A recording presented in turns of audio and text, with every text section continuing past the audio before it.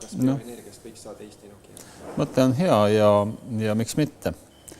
Ja selle mõtte vastu ei ole mul midagi, see oleks ainult hea, kui meie institutsioonid ja ka meie äriringkonnad sellest mõttest rohkem kinni haaraksid, teeksid tööd nii Põhjamaade suunas kui ka Läti-Leedu suuna peal ja üldse Euroopa Liidu liikmesriikide suuna peal, mida me ka siin Eestis oleme teinud ja tegelik koostöö Balti riikide vahel ju puudub. Et me teeme küll koostööd Eestis näiteks Rootsiga ja Soomega ja Rootsiga algas töö meil 1993. aastal,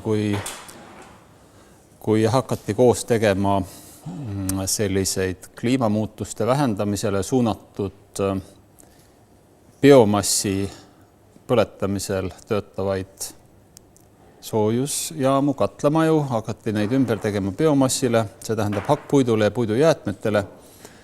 Ja see oli Rootsi-poolne selline programm, milles anti siis väga hea intressiga laenu pikkadeks aastateks ja see käivitas Eestis 21 projekti, mis olid siis katlamajade üleviimine fossiilkütustelt taastuvatele energiaallikatele, eelkõige biomassile ja teiseks ka energiaefektiivsuse suunale, kus anti head laenu, hea intressiga laenu korrusmajade energeetiliseks renoveerimiseks ja see viimane suund on nüüd tänaseks väga populaarseks muutunud ja riik on nüüd samuti õla alla pannud.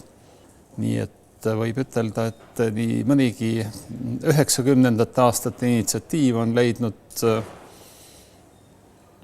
10-15 aastat hiljem on leidnud oma sellise hea väljundi, mis näitab, et see info on läinud laiadesse massidesse ja elanikkond saab sellest tuge ja abi ja eelkõige just energiatarbija rahakoti raudade koomal hoidmise näol, et nad ei peaks nii palju maksma soojuse eest soojatootjale.